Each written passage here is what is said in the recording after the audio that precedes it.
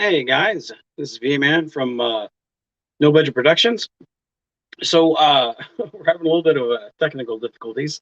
Uh, from Mark's end, we you know uh, modern technology sometimes slips by sometimes. So while we're waiting on him, we'll uh, which may or may not work at the moment. So we'll see. Fingers crossed. We'll see. Um, uh, we'll kind of discuss some things that are going on in the truck world while we see if it'll work or if it won't. So we'll see. So I apologize for those of you that have turned in waiting, but we wait with bated breath. Lord knows those of you that have tuned in on a critical, not cynical, and seen me with my internet issues. You know, it happens all the time. But that's part of the thing that happens when these things go live. Is it happens. So it is what it is. But so Jim's Landscapes there says, "Good afternoon, everyone. Commodore Boone is here." Well, good afternoon, Commodore Boone. I hope everything is good with you, my friend. And then William Wells says, "Hey guys." And Bill, how are you doing, my friend? I hope everything is good with you. So both of you guys, what do you guys think of the current Trek landscape? Um, Something I was thinking about the other day. Mona and I were watching. Uh, we watched Star Trek: The Motion Picture all the way up through Star Trek Beyond, and we had watched it basically over the course of about maybe a week and a half. And it's been probably uh, 5 or 6 years since we had a Star Trek Kelvin movie.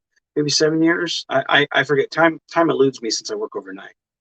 And oh, I think this is Mark now.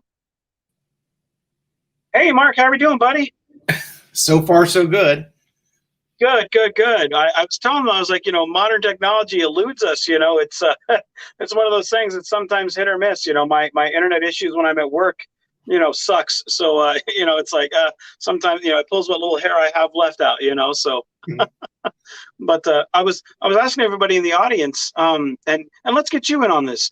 It's been my wife and I watched Star Trek: The Motion Picture all the way through Star Trek Beyond. We kind of had over about a course of a week and a half, kind of a Star Trek marathon, and it got me thinking. It's been about maybe I think 5 or 6 years since we had the last Star Trek movie. I mean, we've had a lot of Star Trek with Star Trek Discovery, Star Trek Picard, Lower Decks, Yeah. now Prodigy. Um, do you think it's time we kind of have another Calvin movie, like maybe with the Wrath of Khan era uniforms? Something since we've had some time away from those characters, maybe introduce the time away and kind of delve into some of those things since we've had time away. You mean like a feature film? Yeah, yeah. I mean, I know they've talked about doing another film, but maybe have it back with that crew and kind of changing those uniforms, kind of bring it back somewhat. Um, hmm. Well, I'll say something you probably aren't expecting is if I do that often.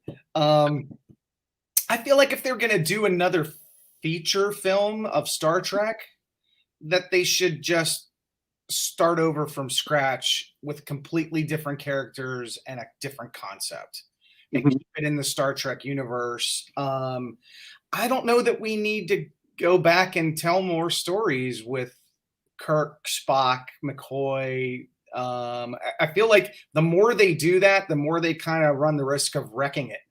And Right. I mean, not that they are, but that they could. And I don't know. I kind of feel like you could still do Star Trek without um, the Trinity characters. Yeah. And but if you were to do that, the era that you're talking about would be a great time to set it in because there's a lot there that we don't know anything about. There's that whole period from the end of the movies to basically next gen, which is a blank slate. And you're talking about not quite a century. Yeah.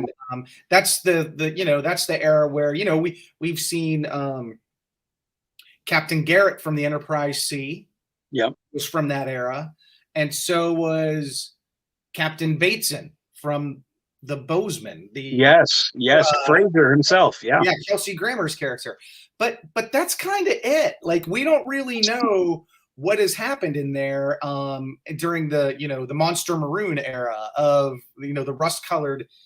That's like almost a full century that we really don't know much about. And Yeah.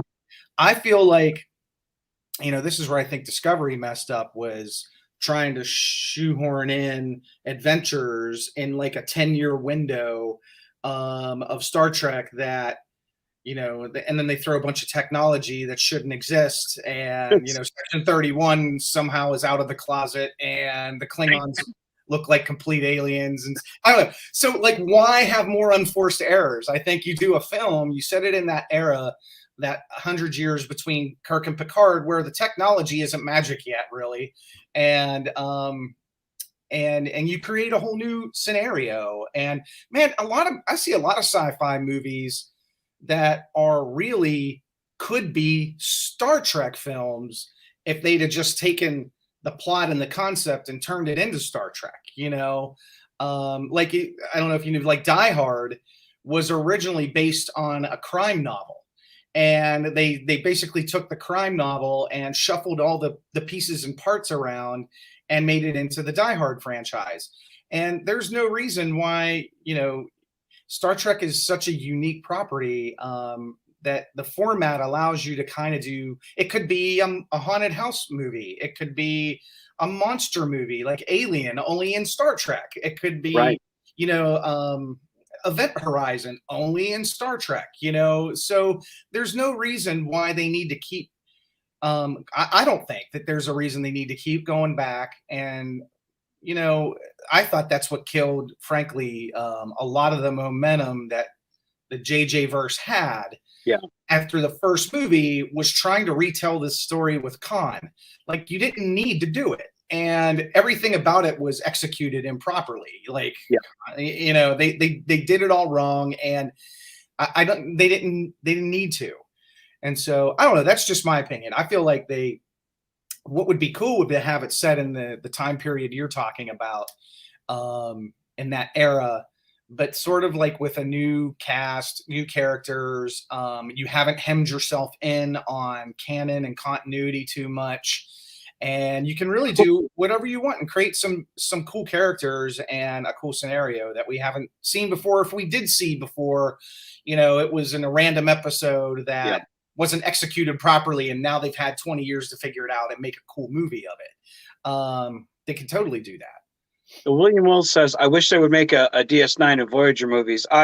Sadly, I think we're past the prime of making DS9 and Voyager movies. I think if we were to do that, it would have been after or during the next gen movies. I don't think that'll ever happen. I think if you're ever going to see DS9 or Voyager, it's going to be in a television series, in a cameo somewhere, and then maybe extended somewhere, much like how they're doing with Janeway and Prodigy. Yeah. I think I agree with you. Like you bring up Event Horizon, which is one of my favorite sci-fi movies, and like nobody's Very really underrated. ever heard of that. It's Yeah, great. underrated movie. Yeah. Oh yeah. I think much like when you look at the movie Alien and then Aliens, how it takes place in the same universe, but it's two very different movies. Like Oh, yeah. Alien was a horror movie, and Yes. Aliens is an action movie. But Right. unless you sit down and look at it, you don't realize that, this is very different. Yeah. And I think Star Trek can get away with doing the same thing, but you're right. JJ was telling the same thing in the same kind of action beat. Let's go, let's go, let's go. And I think like if they would have taken the character or the actor of Benedict Cumberbatch and made that like maybe Gary Mitchell, someone we didn't really know much about, and maybe expanded upon what was going on there. Like that would have been interesting because we don't know much about that character. Yes. Take original series characters and expand upon what we don't know.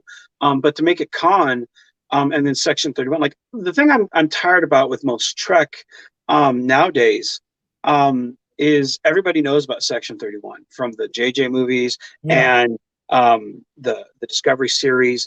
The one thing that could have probably redeemed it in Discovery for me with Section 31 just walking around, gallivanting around, would have been if Pike would have said, "Hey, I thought nobody was supposed to know about this." Where, maybe then maybe a select few knew about it. Where somebody should be like, "Hey, I thought this was on the hush hush," but everybody knows. I mean, they had you had. It's funny. Me and my wife were just talking about this the other night. Is Section 31 had a fleet of ships, Yeah, and they wanted to make them like the Obsidian Order or something, yeah, that's not. and I guess you could get away with that, but they had a full out war against the flagship of the Federation, which was Enterprise and Yeah, Discovery. yeah, And there was a big battle over that. And some people, I'm pretty sure, some Starfleet crew members probably died yeah, in that battle. And so what? Their parents never, how does that work? How does like people find out my son, Ensign Joe Blow, died on the Enterprise in a battle with other humans?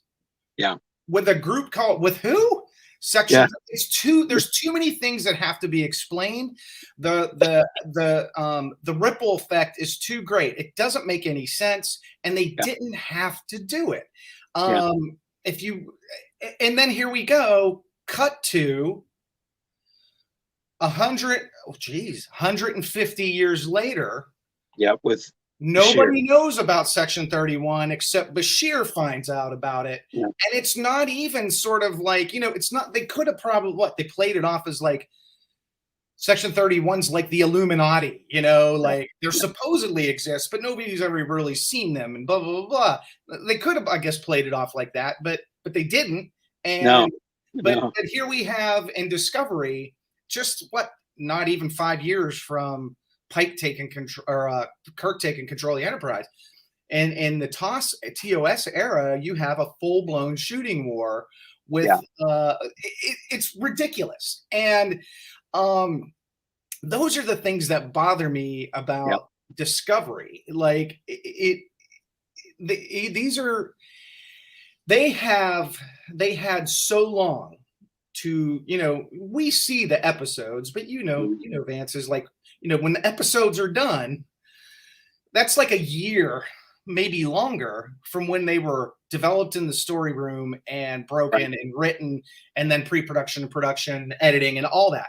So they have the benefit, the showrunners and the writers have the benefit of time, of preparing all these things and asking all these hard questions and really looking at everything closely before they start. And right. it bothers me a lot that a lot of these decisions they're making and sort of things they carve out as things on Discovery have like no thought put into them whatsoever. Like, this No, doesn't fit. It doesn't fit that, and I'm not even talking about the set design, no. um, the 3D, like the floating invisible screens, costuming. I'm not even talking about that. I'm just talking about plot elements and story elements. Like, the Klingons are like, why did you even need to Yeah. use? You didn't even need to use the Klingons for that story. You Well, should have just picked a the, whole different alien race. the thing about that is we waited so long. And again, like I'm very big on continuity, and I can tell just from the few minutes that we've talked, like and like watching your film, and I rewatched it again this morning, and again, huge. I love what you did with that.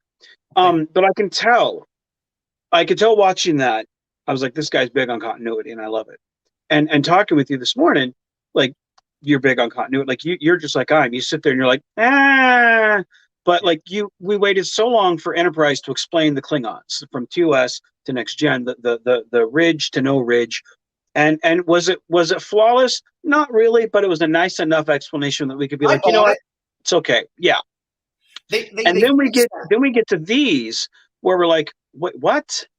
Now I didn't have a problem with the Kelvin era Klingons because again, Kelvin era, when you delve off into another universe, I kind of forgive the Section 31 reference. I kind of forgive the bumpy Klingons because it's like, maybe something Right. happened that we don't know about. We only spend X amount of time with these characters.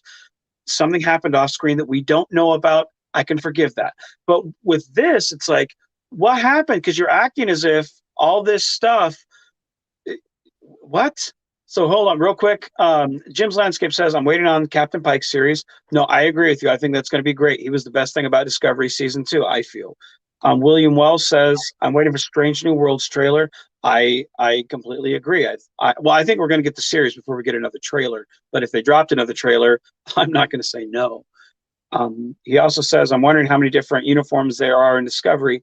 At this rate, in my mind, I think the way I've written my shows, I just say any captain can say, hey, we're going to use these uniforms into hell with it, because they kind of have done that in Discovery. And, I mean, I don't understand anything about that. I mean, we've gotten 3 new uniforms in 3 years, and I just say, hey, if they want to sell me uniforms, I'm going to use them all to my advantage, because when you spend that much money on uniforms, use them, because it's. But see that drives up the cost. Like, I mean, Hey, that's the Matthew thing is, Bracey. that drives up the cost of the show. If every Yep. year you have to redesign uniforms, by the Mhm. way, not for a story reason, Yeah. but for some, who knows? I don't even know. Like, I don't even get the thought process. Like, I can easily see, like, with the Klingons, Yeah. like, they wanted some hotshot makeup designer to come on board, and they were like, "Oh, I don't know if I can do it. I'm kind of busy." And they said, "But you get to redesign the Klingons for all of Star Trek." And then they went, "Okay, yay, I'll do it now." So I can see there being some reason, but like changing the costumes every year, that doesn't even. Why would you do that? The whole point of this thing is, I mean, that's why my freaking Paramount bill is so much, is because like they're not being efficient with the dollars. Like, they're saying how much, this, you do low budget stuff, like how Yeah. much have they set aside to do. God, it's not even a full season. It's 13 episodes, right? Yeah. Not Yeah. 26 Not or even a full season. 22. Yeah. These aren't even full Yeah. seasons like we know full seasons of TV. Yeah. They're sort of like, 24. Yeah. they're Yeah. like half seasons. Yeah. And so they put all this money to, like, tens of millions of dollars. And I'm like, I don't see it on the screen. I really don't see it on the screen. But See, then I my do thing. see it on the screen when the credits come up. There's 15 people labeled as producers and executive producers. Yeah. That's where the money's going on the screen. All To those me, every year, those people have to get raises, right? And that's where it's the the money doesn't. ego. They're not showing the money on the screen, not including the actors and the crew. But man, Right. they're wasting money on sets. They're Yeah. wasting money. They're not amortizing their sets. They never go to a planet unless it can be on location, and that's super expensive. They're like deathly afraid of creating a planet set. So I don't know. I don't. Well, I feel it's so inefficient with if production. if they had, I noticed people were losing their mind. I mean, people lost their fucking minds when the Ferengi came up in the season 4 trailer of Discovery, and I didn't. You said I the was F okay with word. it. What's that now? You said the F word, Ferengi. Oh.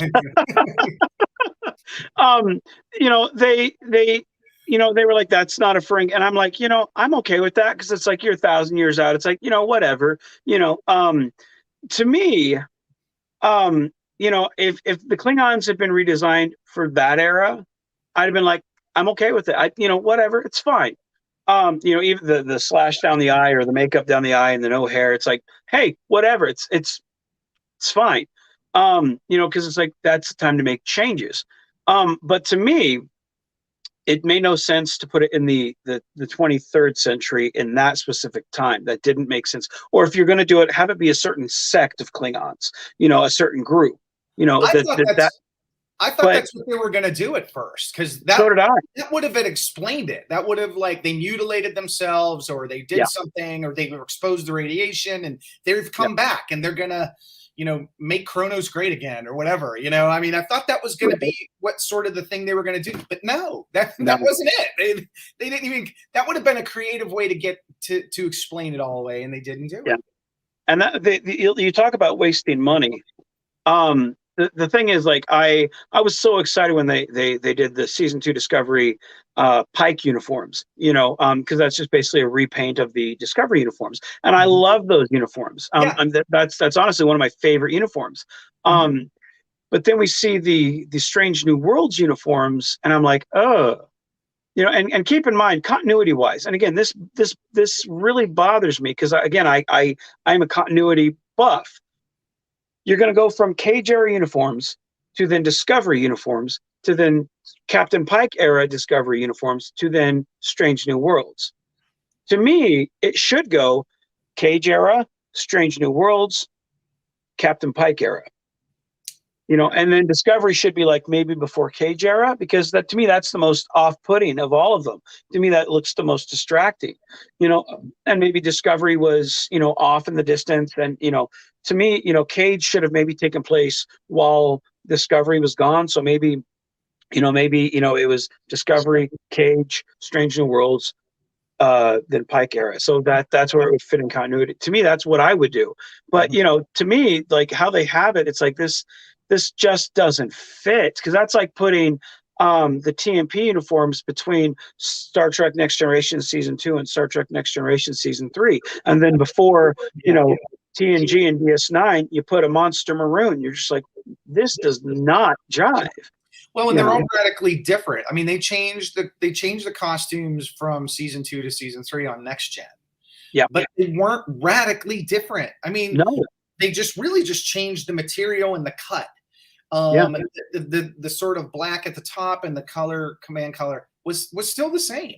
So it didn't feel like almost like a reboot, which is what you're almost getting like a visual reboot in some ways between Strange New Worlds and Discovery. And even Discovery is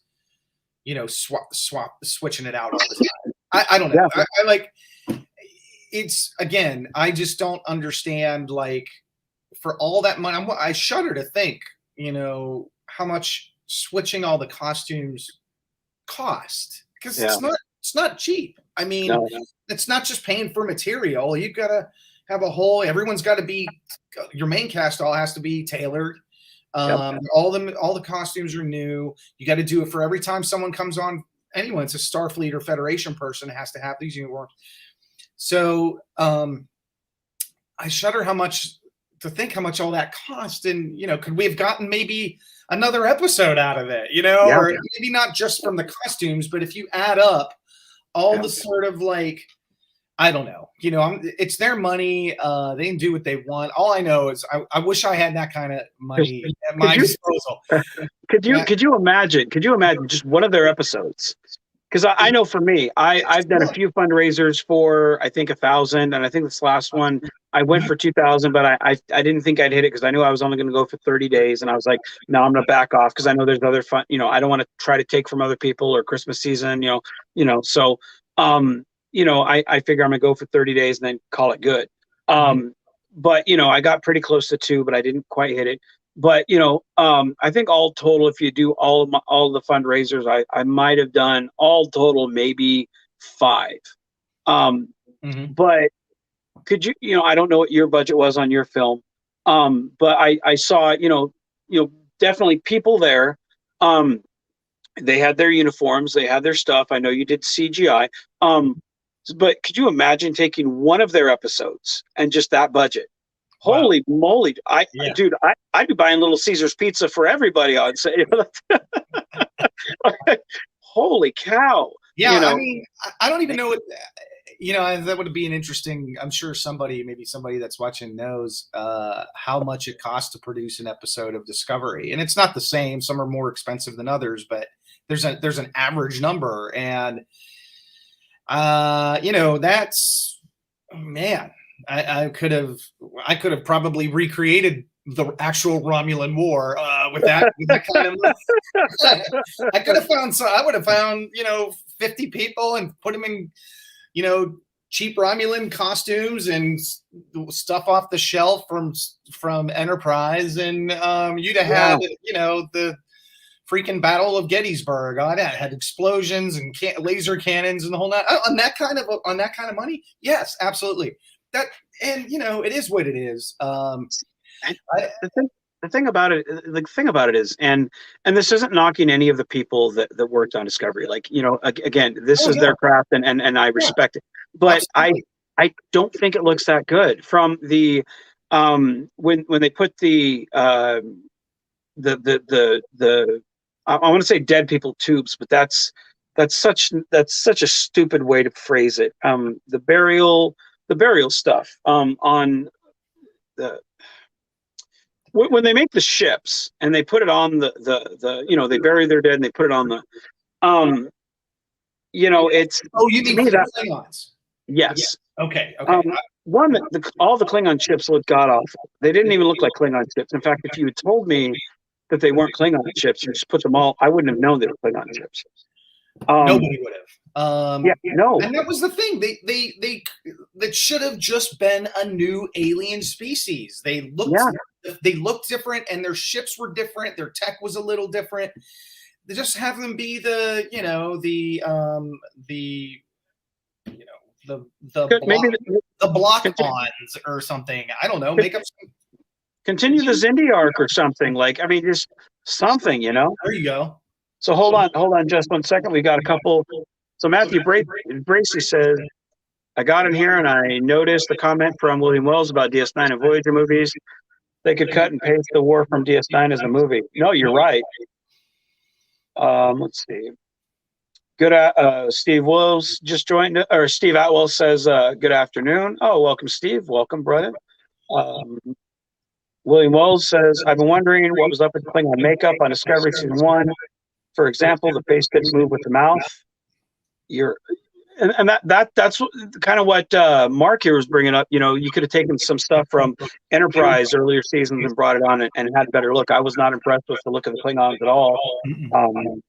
Just reusing some of the other stuff would have been better." I remember like I think it was the first shot in the first episode of Discovery was an extreme close up of the Klingon's eye, and it starts to zoom out.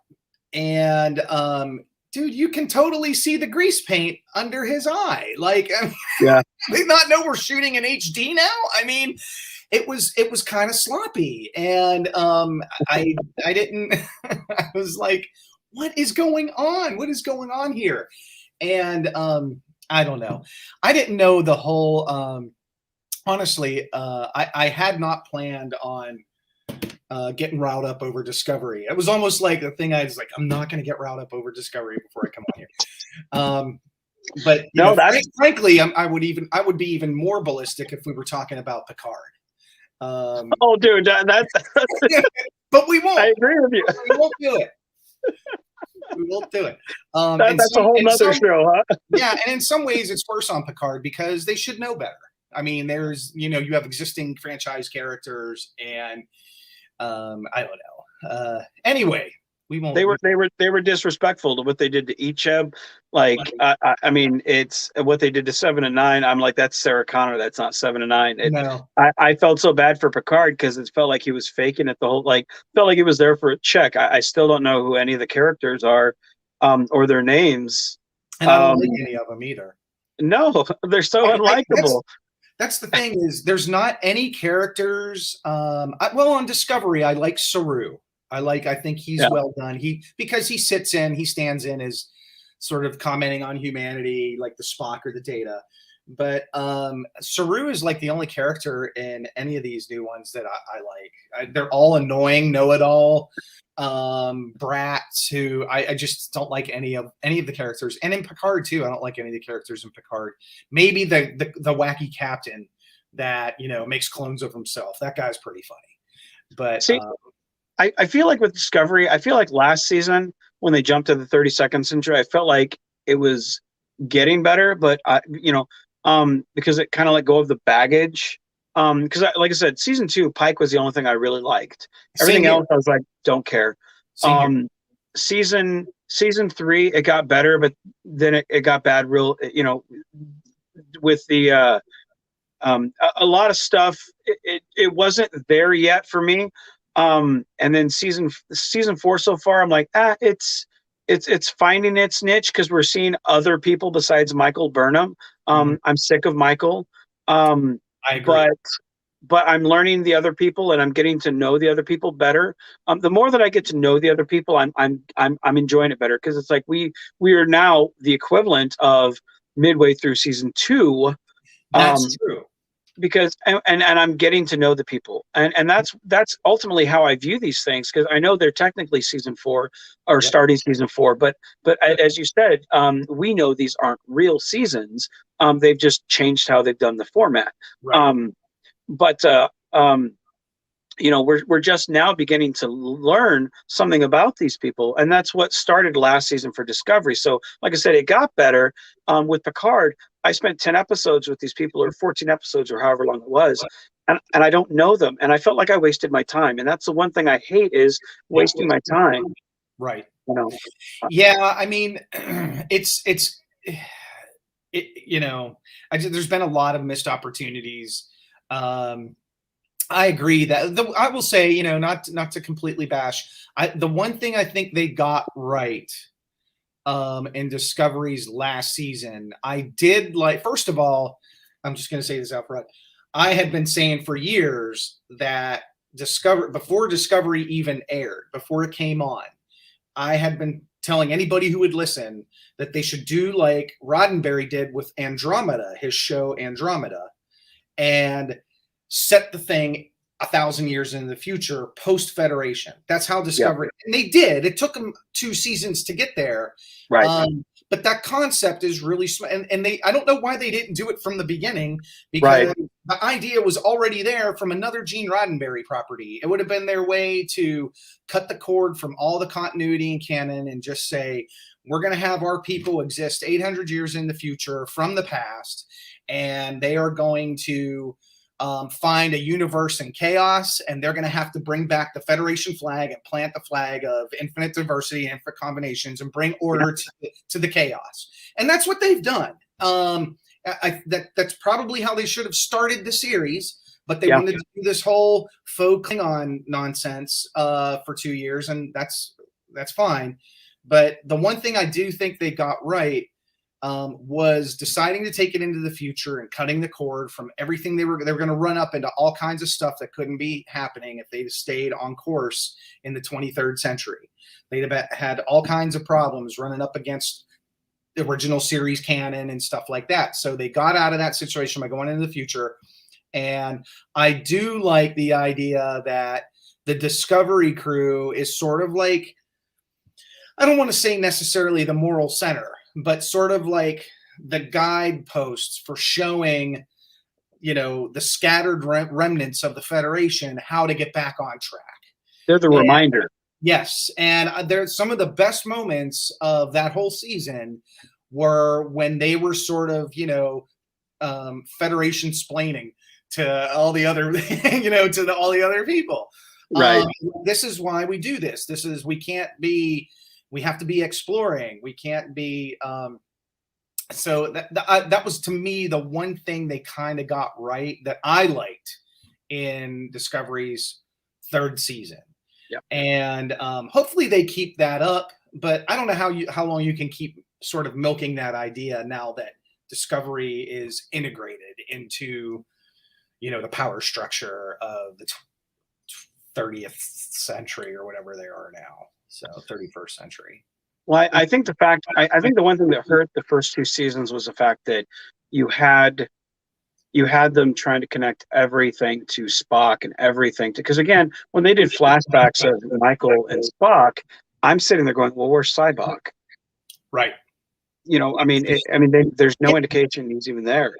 And again, that's another kind of this is what drives me crazy about Discovery. And believe me, I want to like Discovery. I really do. I am not a hater. I am not one of these people. I'm not one of these people that exists solely to go online and shit talk fan stuff. To me, if you're like, just don't watch it. Like, you're not really a fan if you're going to go shit talk all the time. Though I guess we are technically shit talking now. But part of the, I want to like Discovery, and I kind of feel like, they've had so many unforced errors, like things that they did that they didn't need to do. Like, you brought up a problem, and now you have to confront it, and you don't have a solution for a story problem, and you don't have a solution for it. Like the thing with Michael Burnham. Like, why do we need to bring Spock on? Like, you don't. You're now asking the audience, us, the audience, to believe that for about 100 years, in all the times we've ever seen Spock, whether it was in TOS, the movies, TNG, in the JJ movies, anytime we've seen Spock, never, not once, is his half sister ever mentioned. And I suppose you might be able to get away with that, but like, why invite it? Why call attention to it? Why couldn't she have just been raised by other Vulcans? Why did it have to be Sarek and Amanda? Why did it have to be? It didn't have to be them. They just wanted to do it because they thought it was going to get them some kind of brownie points with the fans. And boy, did they get it wrong. They have not gotten brownie points from the fans for that. That was horrible fan service. See, and that's the thing. If you can't in one breath say we're trying to appease the fans, and then in the other thing say, oh, but there you go, Right. and then put them off. You can't do that. It's one of those things where it's like, tell a good story and let it stand. And the one thing I think Discovery suffers from is they don't have enough people who actually know to keep the continuity facts straight. Like, that was one thing that Gene Roddenberry and them had, was continuity people who just were there, continuity, kept things straight. They don't have that. I don't feel. Maybe they do. If Well, they do, they're not doing their job. They say they do. They made a big PR push at the beginning of last season saying, we've got oh my God, I feel bad. I don't know her name. It was a woman who wrote some of the Voyager novels. They brought on in their writing staff and said, she's our continuity guru and she's going to keep us on target and make sure that we don't slip up and blah, blah, blah. And it still happened. It's apparently she was either not paying attention or they shot her down in the meetings because when she tried to say something, because a lot of that stuff still gets passed. Yeah. And just, I don't know. It's very frustrating. It is because it's frustrating because we love it so much, right? And Star Trek was really a really kind of big influence in my life growing up, and I think it in some ways shaped who I am as a person. And I feel like it's been sort of commandeered by people who they don't have that connection with it. It's a property, it's a franchise, but that's all it really means to the people that are to the people who are writing it and creating it. I'm a little troubled by that. Can't prove it, but I want to like it and I want it to get better. I think the animated ones, frankly, are on point. Lower Decks and Prodigy seem more like Star Trek to me than Discovery and Picard do. Discovery and Picard both look like almost non-Trek franchises to me. Yeah. Like, they could have been Expanse season 8 or something. They're not the same as they're Star Trek in name only. It's a shift in tone, definitely. Yeah. But that is a perfect segue for your love and your frustration with the continuity. My daughter would go. With the modern Trek stuff, it's definitely shown in your Romulan Wars film. What can you, since we have 20 minutes, because I know you have to pick up your kid and you have to be done at that deadline. And I apologize for the conversation, which I love, by the way. I love talking with you. Thanks. I appreciate it. But what can you tell me about the genesis, no pun intended, of the Romulan War? Well, I guess I grew up in Pittsburgh, Pennsylvania, and every Sunday we would go to my grandmother and grandfather's house and we would watch the Steelers. And after the Steelers game, Star Trek came on. And I was, and this was first run syndication, second run syndication.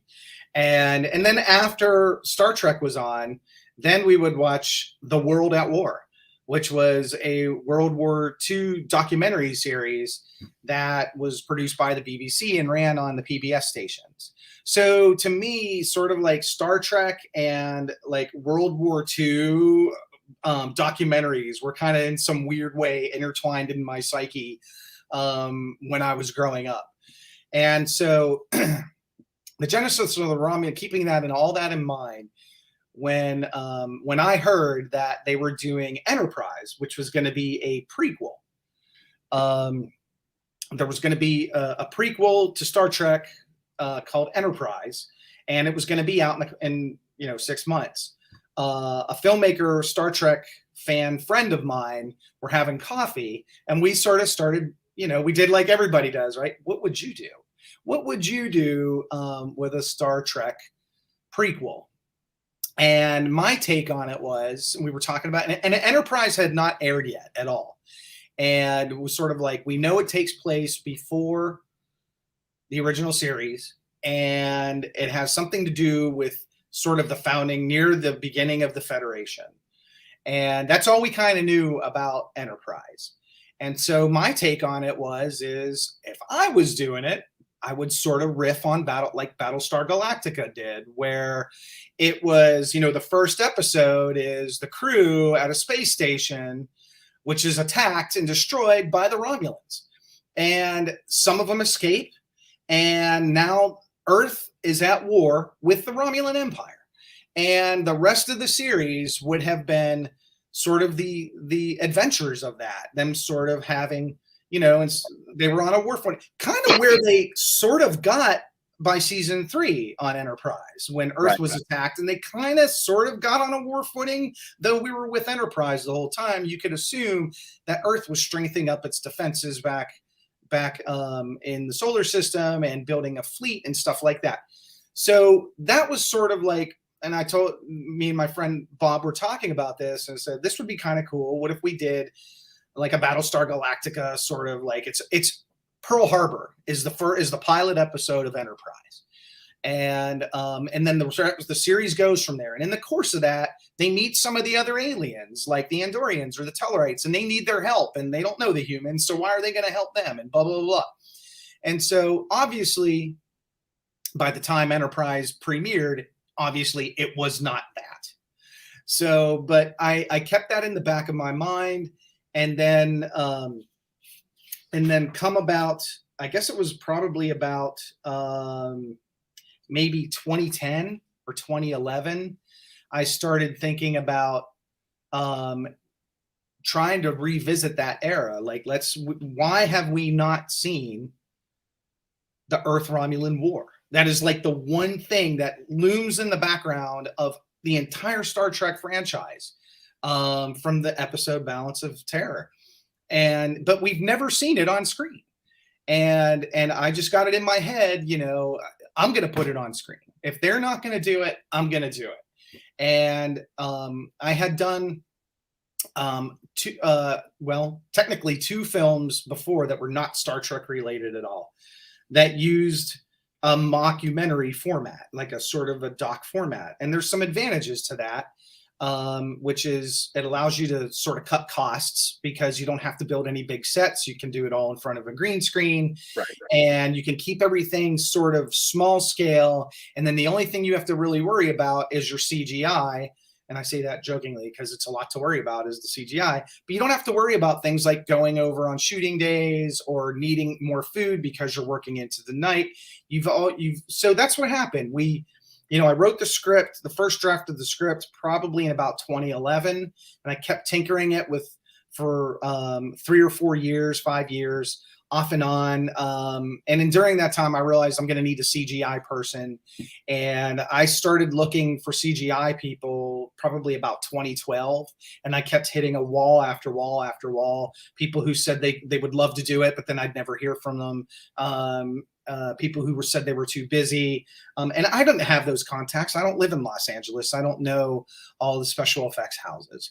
And then quite by accident, I stumbled upon Sam Cockings, and I talked to Samuel about it. See, would you like to help me make a Enterprise era? Imagine this is season 5, 6, and 7 of Enterprise. Only we're not following Enterprise. We're following the whole Starfleet sort of adventures and the things that are happening across the spectrum. And we're talking about things that happen on Romulus as well. He was like, I'm in, you know, he was in on the concept. And I'd already decided from the very beginning, the thing was always supposed to have a documentary format.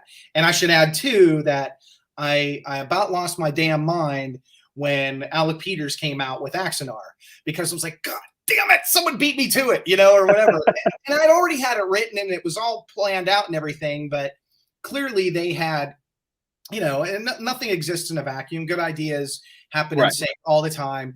I didn't know if you knew this or not, but I actually pitched to Deep Space Nine and to Voyager in LA. I went out and did some story pitches to them, and on a separate track. The first story I pitched to Deep Space Nine was almost identical to a story they were already working on. And so I knew firsthand, and they turned me down, and I went back a couple more times to pitch to Voyager, and I almost sold a pitch to Voyager to Brian Fuller, interestingly enough, was who I pitched to. But I know, like, I've worked kind of in post-production and the TV business and stuff, and I know that sort of these ideas, there's no original ideas. There's really just retweaks of other stuff other people did. But when I saw Axanar, I was like, dang it, they beat me to it. But damn, this looks really good. And I wish I had access to, you know, J.G. Hertzler and Gary Graham and all these, you know, A-list actors who are recognizable in the genre. But anyway, once I met Samuel, we hit it off really well. We were on the same page with sort of how it looks, how the ships, you know, what ships we were going to use and how it would work. And I had constructed this whole backstory of how Starfleet expanded after the Xindi attack, and we just didn't know about it because why would we? You know, we were following the adventures of Enterprise. And so that was sort of the genesis of it. And I think that was probably about like 2017 when me and Sam started meeting, and he started doing some work, and it went from there. Well, that was the one thing about your. I think there's an echo. Do you have any headphones or something? I think there's. I have headphones somewhere, but I don't know if I could get them to. I haven't used them, frankly. I never use the headphones. Oh, okay. Is there a way you can mute me on yours and see if that clears up the echo while I'm talking? Is that any better right there? I just turned the volume down. Okay, let's see. Is that, yeah. Oh, yep. You have no echo. Okay, cool. Okay. All right. Okay. So, all right. Thank you very much, by the way. So you started doing all of that and bringing up the one thing I love about your film is like the fact that you do cover an area of Trek and like that no one else really does cover.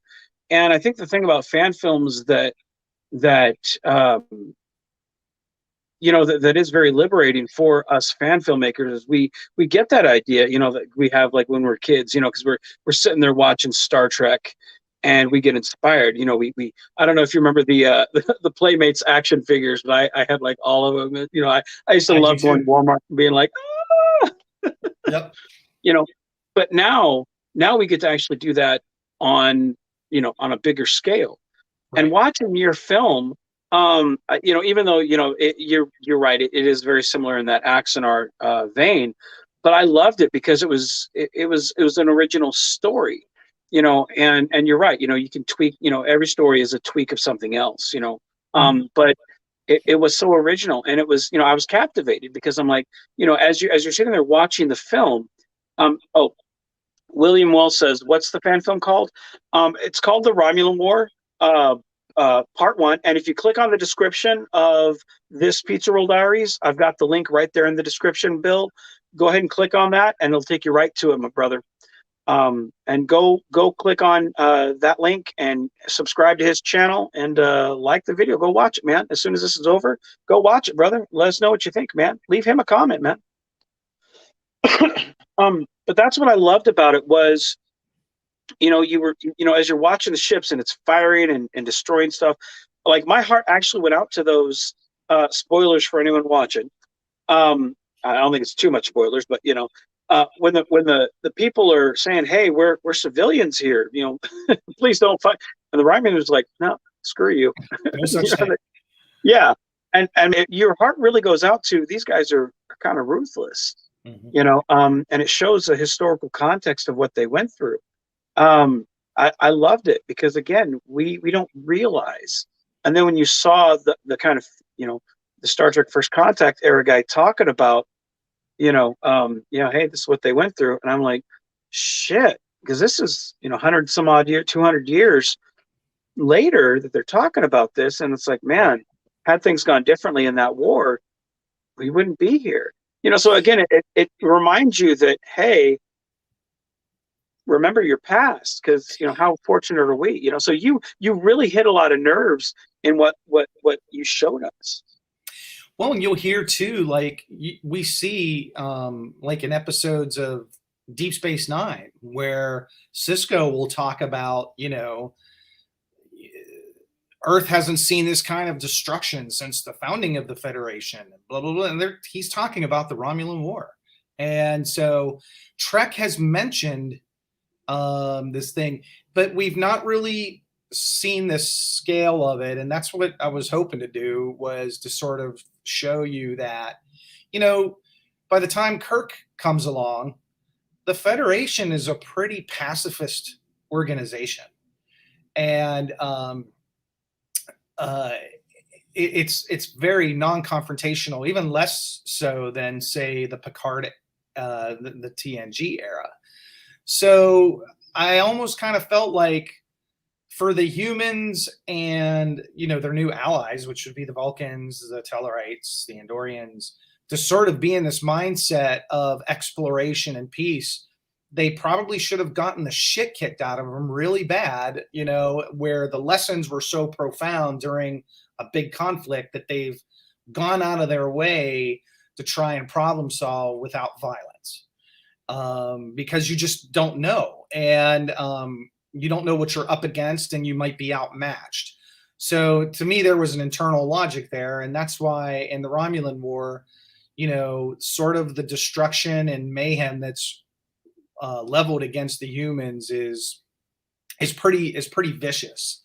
You'll see more of that in part two. And there's reasons, we also in part two, we establish why it is, like, why do the Romulans have a hate on for the humans? Why are they doing this? What did the humans ever do to them? And a lot of that gets explained in part two of more film, and some of it has to do with sort of internal Romulan politics, and there's some significant things happening on Romulus that sort of ups the ante and makes them escalate. But there's also things to do too with a scientific reason why the Romulans are marching all over Earth's colonies. And it's kind of alluded to in part one, but you'll get a better sense of it in part two.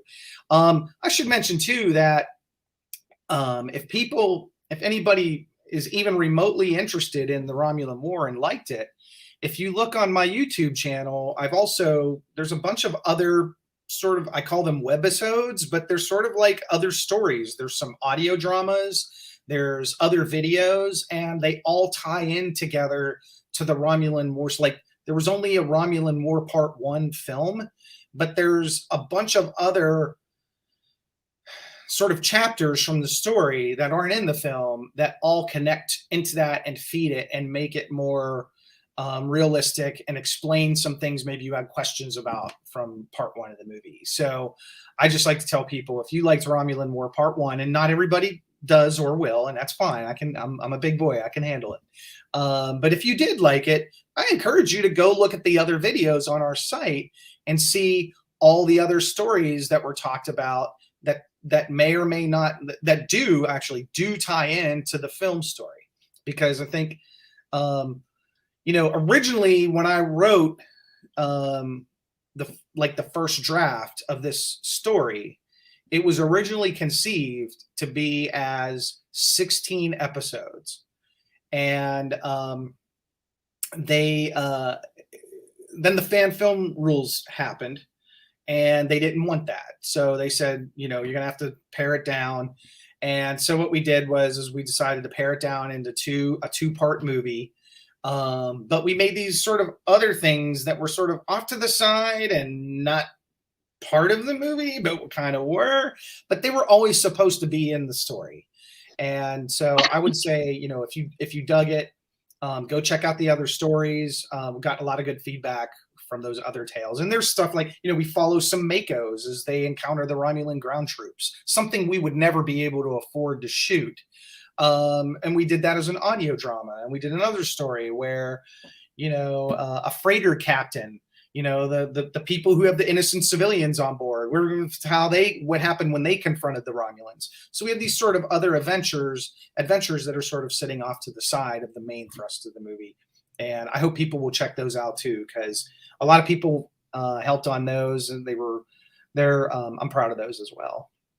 Well, that's awesome. Well, everybody, go check out the channel. Like I said, I got the link to the description of the main movie in the description. Check it out. Check out the whole channel. Subscribe to it. Show some support. And well, before we let you go, because I know you got to pick up your kids, real life comes first. Is there anything else you have to say? Release for part 2. Do you know when that's going to be? I honestly, I wish that is the $64,000 question. I wish I had an answer, and I don't. We had a lot of setbacks this year with health issues on our crew. We had we had one of our crew members got COVID and was set her back on her schedule, and one of our cast members also had some health issues. So we're kind of regrouping from some of that. And then, not to put too fine a point on it, is, you know, a lot of our production work has already been finished. We're really in post now, even on part 2. And frankly, everybody loves Samuel Cocking's work so much, they keep grabbing his attention and steering him away from my thing. So, so we gotta take those guys out and just get back to you. Believe me, I've thought about it. How do I take out these guys? So yeah, but Sam is so talented at what he does, and he's and rightfully so, he's in demand. So so as a result, you know, that does a little bit of a slowdown. Not too much, but it does a little slowdown along with some other things. So as far as a release date goes, you know, the best I can tell you right now is it'll happen next year. So I don't know when. You know, in some ways, a lot of my work is done.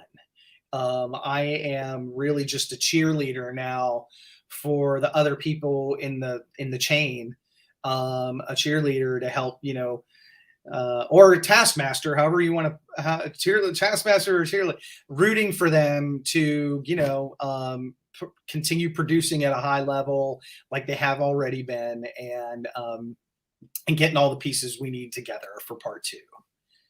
And I think I will say that I think part 2 will be better than part 1. There's a lot more, dare I say, character development, which we really didn't have a lot of in the first one. It was really event A, B, C, D. We do a lot more sort of like, here's why this happened, here's the people involved.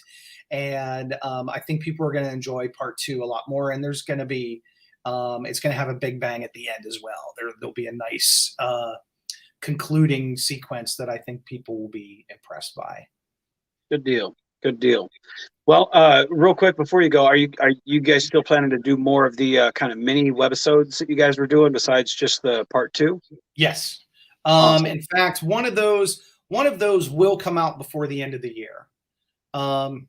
Yeah, one of those will come out before the end of the year. There's several of them in the can that just haven't been finished yet. Again, that's the thing too, is like, for example, Samuel has to do special effects shots for part 2, but he's also doing some shots for these webisodes. And so that gets inserted into the mix and however it plays out. So, but yeah, there's several more webisodes in the can. ready to go. One of them we'll have out before the end of the year. Awesome. Well, when that happens, send it my way. Send me a link so I can share it because I'm very big on grassroots, and a lot of stuff slips past me, and I don't see a lot of stuff. So please send me a link Same personally, here. and I'll share it as best I can. So, all right. Fantastic. Well, with that being said, I know your time is up. Everybody in the chat, we do have on Wednesday at 1 o'clock. We do have Glenn Wolf from Warp 66 Studios joining me on Pizza Roll Diaries. On Thursday, we have Mark Largent. If you guys know him, he's the cartoony guy doing several of the Star Trek-esque parody type films. He'll be joining me on Pizza Roll Diaries. And then Friday, we have Alec Peters joining me at 1 o'clock on Pizza Roll Diaries. So join me if you guys can. Everybody in the chat, thank you for joining me. Everybody in the rewind, thank you for watching. And please click on the description, jump over to the channel, watch the film, click the like, subscribe, and show some support. Mark, thank you for joining me. And with that being Thanks said, for everybody, yeah. genuine, be safe, and keep on geeking on, guys.